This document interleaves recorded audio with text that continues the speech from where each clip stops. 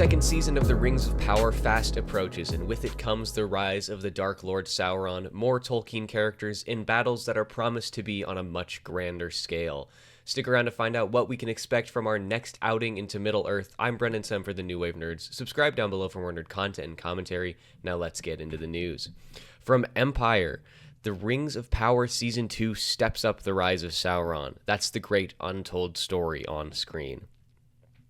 When The Lord of the Rings of Power first hit the screen in 2022, it was all about taking audiences back to Middle-earth, specifically conjuring the Second Age, long before Frodo and Bilbo's respective adventures, and introducing swaths of Harfoots, elves, dwarves, and men. But as its first season unfolded, the show, spearheaded by showrunners J.D. Payne and Patrick McKay, proved to be more than just about the forging of those titular rings, featuring the early adventures of Galadriel and Elrond. It was additionally something of an origin story for Sauron, the Dark Lord whose terrifying dominance of Middle-earth was recapped in the Fellowship of the Ring's iconic prologue. Now in Season 2, the bigger picture is becoming clear. The Rings of Power is also the story of Sauron's ascendancy. Quote, "If you had to pick one reason to make this show and set it in this era of the mythology, that's it," McKay tells Empire in our world-exclusive Rings of Power Season 2 issue. From minute one, we talked about Milton's Paradise Lost, Walter White and Tony Soprano, and how Sauron has the potential to be one of those great villain heroes meaning protagonist. For McKay, it's a Tolkienian tale that's long begged for adaptation. That's the great untold story on the screen. Now, I mean, I do understand, I do partially agree there. The Rise of Sauron definitely is a fascinating tale that I think deserves to be told, but I'm sort of a little bit confused about the comparisons here. We've got Walter White and Tony Soprano, both of whom are characters who have the more or less the best of intentions, right? Walter White from Breaking Bad is only selling meth so that he can pay for his hospital bills and be there for his family and put them in a better situation than they were beforehand. Tony Soprano, similarly, he's born into the business and he seeks not necessarily to gain power for power's sake, but to provide a good life for his family. Obviously, there is a little bit of a power issue there in that he definitely enjoys being the top dog, enjoys being in the spotlight. But again, the motivation there is one that is noble in intent, if not in its practice, right? Both of these people are men who want to provide for their family and put them in the best situation that they can be in. That doesn't sound anything like Sauron, not at all. If you know anything about the history of the character and of the Dark Lord Morgoth, these are not happy people. These are not people who are looking out for the best intentions of others. These are people who only seek to have power. They only seek to destroy. And so that's why the comparison about Milton's Paradise Lost makes a little bit more sense. Paradise Lost is about, essentially it's about the fall of humanity, but the main protagonist in many ways is Satan himself. Now, many people believe that the play portrays Satan in a positive light, the bringer of light who attempts to set free, humanity from its bondage. It's actually not how Milton interpreted it, the author himself. Satan is still the antagonist, the one who brings about the ruin of humanity, and there are parallels between the character of Sauron and Satan.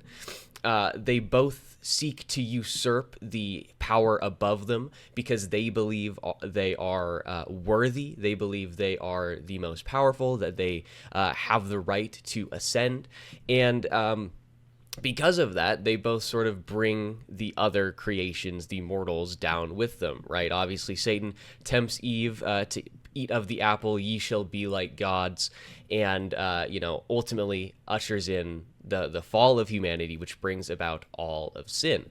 And then we have Sauron, who, forges the rings.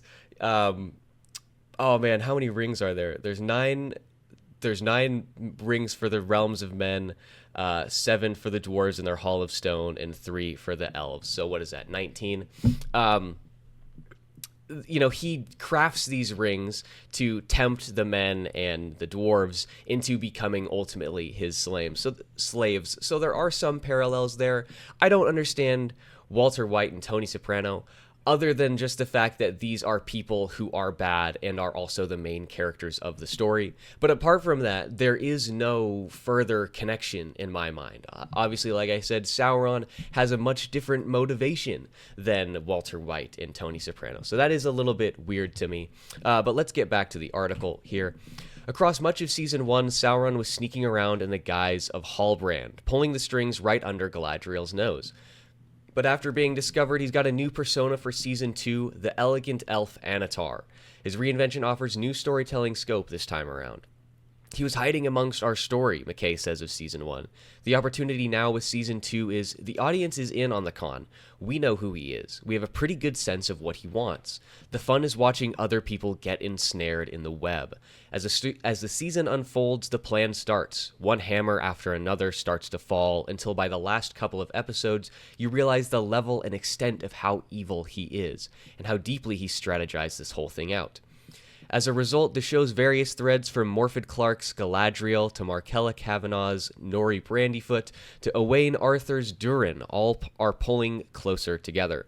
All our stories start to become one story, McKay explains, and the one story is the way the reemergence of Sauron touches everybody and threatens the whole world. That's really cool to me. I always love when you've got these interconnected stories that are separate and yet slowly begin to play into each other. That's one of the things that I think a show like Game of Thrones has done very, very well, and it's something that I like to see. I would like to see in more projects moving forward. I like these intricate, expansive storylines where there's so much going on and none of it really seems to mesh and meld, and then as we get to the end it all pops into place, clicks together, and then we get this amazing story where it feels like the culmination of everything that we've been working towards for so long and ultimately is satisfying. So that's something that I'm glad to hear. We're going to sort of continue to meld these storylines into one unified plan, and I think that's really, really fun. Back to the article here. It's a whole new ballgame then for Charlie Vickers, the actor who can now finally talk about his true role in the show, Sauron. I was so excited to get to this point of the story because this is the canon of this time period, and as Anatar, he's ready to cause plenty of mischief. Quote, you have Sauron and Celebrimbor working together, making rings. Everything Sauron does is to serve other people, to appeal to someone else. In the same way the whole Halbrand thing was for Galadriel, this new look is for Celebrimbor. This is the best way to get him to do what he wants him to do, make a bunch of rings that'll dominate everyone else. Don your mithril, people, the Dark Lord is ready to rule.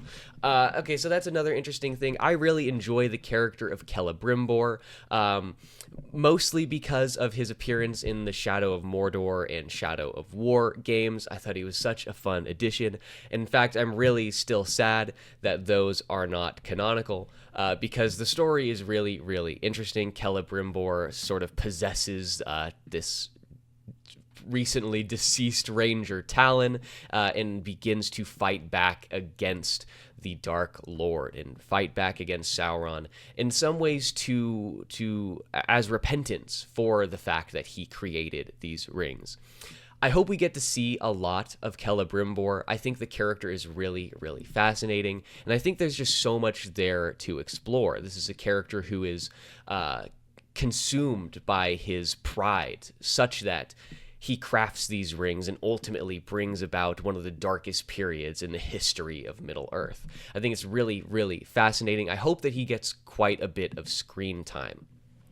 Now, as I mentioned, there has been previous reporting that the battles in this series are going to be on a much, much grander scale. So I also have this from Empire, featuring an exclusive image of Elrond in his battle regalia. The Rings of Power's battles are on a much grander scale in Season 2, exclusive image. You can't tell a Lord of the Rings story without delivering a thunderous battle sequence. The Fellowship of the Rings had the Uruk-hai attack in Parth Galen. The Two Towers had the Battle of Helm's Deep, probably one of the greatest battle scenes in all of cinema history.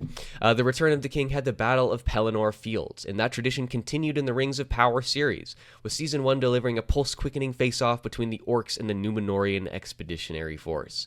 An encounter which co-showrunner Patrick McKay said, quote, was very consciously designed as an intimate, small-scale battle more of a skirmish. But in Season 2, the action is about to get way bigger. We love a good battle, says McKay, promising big things in the spectacle department upon the show's return, set to bring a significantly larger clash to our screen. The plan with Season 2 would be to do something much bigger, on a much grander scale, that would take place not just overnight, but over multiple days, weeks, months, and episodes, he teases. Charlotte Brandstrom, who's taken over from J.A. Boyana as producing director for Season 2, says this battle will be 10 times bigger than the one witnessed in the first run. It is really the battle of the darkness against the light, she promises, with some very dark and quite violent moments. So that's another thing that I'm very glad to hear that. I'm glad that we're not just increasing the stakes of the actual storyline, but I'm glad we're increasing the stakes of the actual battles that take place in the series. I'm glad we're seeing larger and larger battles. It further hits home the fact that this entire conflict is escalating and things are very quickly getting out of hand. I think it's going to be really fun. I'm excited to see what they do for this battle. I'm curious to know what the choreography is going to look like, how the effects are going to play out. I wonder how they're going to do this elongated battle. Presumably, obviously, there's going to be breaks in between. They're going to have little pee breaks. No, they're gonna have to rest and they're gonna have to recharge, and it's not going to be a constant balls to the walls battle for 3 episodes or whatever. But I'm really curious how they're going to do this. Where is this going to be set? There's been some speculation that this is going to result in the downfall of, I believe it's called Eregion. This is going to destroy an elf stronghold. I'm not 100% sure. I can't remember right now. But there is presumably going to be larger and larger stakes. And that's what I'm hoping for. I'm hoping that things continue to expand and escalate. And I'm hoping that it doesn't become easy for the heroes, right? I want there to be conflict. I want there to be struggle. And I don't necessarily want them to win, right? I don't necessarily want the heroes to walk away scot-free. That's not what this is about, especially considering the fact that we know the Dark Lord Sauron will eventually, he goes away, but it will eventually make his return in the Third Age. I don't want this to be a happy-go-lucky ending here. I want things to feel like a battle. I want things to feel like there is loss on every side. And it looks like we're slowly moving towards that. It's looking like we're going to ramp things up more and more and hopefully have a really, really epic battle scene here. Back to the article, it all comes from the escalating threat in the show, with the titular Rings of Power now making their way around Middle-earth, Sauron on the rise and his new guys Anatar, and our heroes having to unite to thwart the mounting forces of darkness. Things have taken a very intense turn since Sauron is back and moving the chess pieces around the board, says E.P. Lindsay Weber. So we get to have a different kind of action and see Middle-earth in some more terrifying moments. Who's ready to dive into the heat of battle? I'm certainly ready. I think this is going to be fun. I'm glad to hear that we're having some, quote, terrifying moments. And as mentioned in the previous statement, there's some very dark and quite violent moments. I like that. It sort of, again, furthers the point that we're going to escalate things, and this is not going to be an easy run. This is not going to go over well. I enjoy when battles and in movies and film try to make things as realistic as possible, within the confines of this high fantasy world. I enjoy when they go through the effort to make sure that the battle feels real, like there are consequences, like it is a real battle where people die and people get maimed and injured. I think that further exemplifies the point of what is largely the theme of the entire Lord of the Rings saga, is that it's all discussing how terrible war is. And while there are noble wars that can be fought for the benefit of humanity, ultimately they all end in sacrifice, they all end in death. even if you succeed, you will never regain part of what you were after going off to war. And I think that that is a beautiful story. It is incredibly poignant, and I hope that they continue to bring that through in this series. Now, as I mentioned in the intro, we're not just getting Sauron, we are also getting the return of another major Tolkien character whose absence has been sorely felt in the Peter Jackson trilogy. It is none other than Tom Bombadil, Tom Bombadillo. Tom Bombadil is such a fun character, shows up in like one chapter in the first Lord of the Rings, in the Fellowship of the Ring, and he helps the lowly hobbits on their way and saves them from a rather unfortunate fate. Now, I understand why Tom Bombadil was not included in the final cut of the film, but I really wish he had. He's such a great character. You know, he's one of Tolkien's favorite characters. There's obviously been much speculation since the books have been written as to what Tom Bombadil actually is. There's a really fun video that I remember watching with my dad once. I believe the YouTube channel is The Nerd of the Rings. And it discusses, the possibilities of what Tom Bombadil is. And one of the rather compelling theories is that Tom Bombadil is actually, the quote god of this universe. I can't remember the name. I wish I could remember the deity which forms Middle Earth, but now I've forgotten. But I really like that theory, and like we mentioned, it's one of Tolkien's favorite characters, and so I'm glad that we're going to get to see him in this season. Notably, he is not going to be seen in his actual little humble abode, right? He is not in the old forest outside of the Shire. So why don't we get into this article here to see exactly where he's going to be. Over at Vanity Fair, they have a first lookarillo at Tom Bombadil, who joins the second season of The Lord of the Rings, The Rings of Power, along with several images of the Peculiar Man. I did try to go to the Vanity Fair article first because that was the original source. They had the exclusive images, but I don't have a subscription to Vanity Fair, so I wasn't able to see it. So shame on you, Vanity Fair. In this iteration of the strange dancing and singing Ancient One, Bombadil doesn't live near the old forest, but rather by an oasis in the desert, presumably where baby Gandalf, aka the Stranger, and the Harfoot, Eleanor Brandyfoot will make their way to as they journey east. Oh, sorry.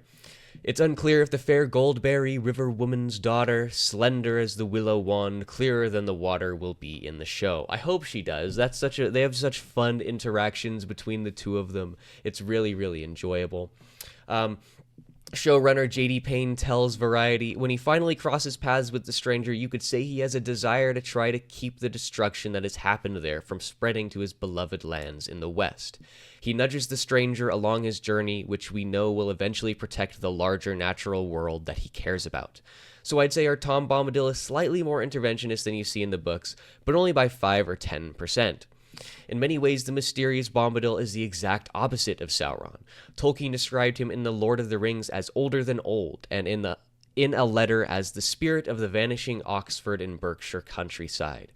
If Sauron is the rise of industrialism and the bending of the natural world to an iron will and toward destruction, Bombadil is everything that stands against. And unlike Gandalf and the elves, he does not join the fight. So I'm glad that we're going to be seeing Tom Bombadil, another really fun character. As mentioned in this article here, he interacts with the Stranger, who's presumed to be Gandalf, one of the, I believe they're called Ishtar. Is that the correct word? If not, I'm gonna get blasted here. Let's see. I don't think it is. Istar, not Ishtar. Very different. Ishtar are completely different. They're Mesopotamian god. It's the Mesopotamian goddess of war and sexual love. Not quite what we're talking about here. But in Lord of the Rings, Istar means wise one or wizard. So the fact that they're meeting, the fact that this Stranger is here in the first place, whatever, I guess. We've just whatever. In the books, Gandalf doesn't appear until the Third Age. But what are you going to do? I guess they're going to do what they want to do, and no amount of complaining is obviously going to affect the story one way or the other. I don't know. It's weird. It's weird, I guess. I don't know. Let me know down below. What do you think? How do you feel about the inclusion of Gandalf in this series? Do you just not care like me just because I'm not particularly interested in the show? Or are you a little bit more upset because it breaks canon and goes against what has been Tolkien's vision? Let me know down below for sure. But Tom Bombadil is not the only character of Tolkien's, or rather the only monster of Tolkien's that will be making an appearance in the show. We have this from Gizmodo. Lord of the Rings Barrow Wights are following Tom Bombadil to Rings of Power 2. Just like Tom Bombadil, another rarely adapted part of the Lord of the Rings is making it into Rings of Power's sophomore season. Jeez, that sentence, that subtitle really threw me for a loop. We already had word that Tom Bombadil, noted merry fellow, was going to be heading to Amazon's take on Middle-earth when the Rings of Power returns for Season 2, but it looks like he'll be bringing a few frightful figures often associated with his material in The Lord of the Rings, the ghoulish Barrow Wights. Our first look at Rings of Power's take on the Barrow Wights comes from a new subscriber cover for the latest issue of Empire magazine, featuring concept art from Einar Martinson, depicting a whole host of red-robed spirits. So this is some sick concept art. This is really, really cool. Obviously, they're not going to look exactly like this in the show, I'm sure. But this is some really, really cool concept art. And again, despite the fact that this breaks canon because the Barrow Wights don't show up again until the Third Age, I believe they're a consequence of the King of Angmar. Something to do with the Witch King of Angmar. I can't quite remember. But I believe this is pre his Nazgulification, I suppose. But the bottom line is the Barrow Wights shouldn't be around at this point. But even so, I think they look really cool, and they're a minor thing, so it's not exactly the end of the world. But it's whatever. I think they look cool. I hope that they look really cool on screen. Creepy. While we don't know just how the Wights will play in the Rings of Power Season 2 yet, in The Lord of the Rings, the Wights of the form a major threat in early on in the books. What the heck? Let me reread this whole sentence and see if this is my bad. While we don't know just how the Wights will play in the Rings of Power Season 2 yet, in The Lord of the Rings, the Wights of the form a major threat in early on in the books. Wow, why is there no editor looking over this? That's a ridiculous sentence. Form a major threat in early on in the books when Frodo and his friends were assaulted by the spirits as they travel through the Barrow Downs shortly after their first encounter with Tom Bombadil. Apart from that, it's just a massively long sentence. It's more than half the paragraph. Just as a Wight prepared a ritual to kill the hobbits, Frodo steeled himself to attack the Wight, severing its hand while calling upon Bombadil, who forced the Barrow Wight to flee in fear with a magical song. Because Tom himself is so rarely left in adaptations of the book, the Barrow Wights too often join him in being consigned to the edit room floor. We know that Tom, played in Rings of Power by Rory Kinnear, will not be appearing in his usual abode in the show, relocating to Rhûn in the Far East, where he'll cross paths with a mysterious stranger. We already read all this. I don't know why I'm reading it again. I hope in this that we get to see... First, let me say, I like the idea that the Barrow Wights sort of follow Tom Bombadil. Obviously, I guess there needs to be a sort of reason for why they would follow Tom Bombadil. In the books, I believe they're sort of consigned to this tomb, and they don't really venture out. Or at least they're consigned to this one area, and they don't venture out. Do they settle down there to oppose Tom Bombadil? I don't exactly remember what goes on in the book, but I'm pretty sure that's not how it works out. So why would they be following Tom Bombadil? I have no idea. It doesn't make any sense, but I think it'd be a fun thing for sure if they could find a way to make the story work. I kind of like the idea. Obviously, we're just assuming that the Barrow Wights appear alongside Tom Bombadil. They could appear in a completely different set of the story, in a completely different episode, in a completely different situation, halfway across Middle-earth, for all we know. So, they don't have to, but I think it would be kind of fun. Bottom line, though, is that I hope when we see Tom Bombadil, I hope that he sings a merry little song. I hope that he bandies around and dances and sings and we have a little bit of fun with it. I hope that they keep that aspect of the character around. Obviously, we've got this image here. He doesn't exactly look like a very jolly fellow, he doesn't exactly look like he's going to be singing and dancing around. So I hope that they don't take that aspect of the character away. That would be really, really weird to me. It's a fundamental, aspect of the character, and so to remove that, I think, sort of takes away from like all of the fun of Tom Bombadil. Well, half of all of the fun of Tom Bombadil, but not all of the interesting aspects, right? Because Tom Bombadil is a character whose powers surpass that of the One Ring. When Frodo puts on the One Ring, he can still see him. In fact, Tom Bombadil can take the ring and hold it in his hand and swing it around and twirl it in his fingers and not be affected by the power therein. So it's a really, really interesting character. I just hope that they decide to not forego that. I don't know why they would, but that picture they released just seems really, really serious, and he looks very dour and not exactly in a singing mood. But to find out how Tom Bombadil will be playing a role and whether or not he will be dancing and singing and bringing joy to our hearts, we will just have to wait until the Season 2 debuts. Season 2 is going to be released on Prime Video August 29th. We'll be back here. Actually, we'll keep you apprised as any more information comes available ahead of the release date. We're not going to be back here tomorrow with a brand new news segment, as it is the 4th of July. I hope everybody I hope everybody has a happy holiday. We'll also, unfortunately, not be here Friday or Saturday for our fixation or stream, respectively, as it's the holiday weekend. We're just going to take some time here. In any case, we'll be back here Monday with a brand new news segment, and I will see you guys then.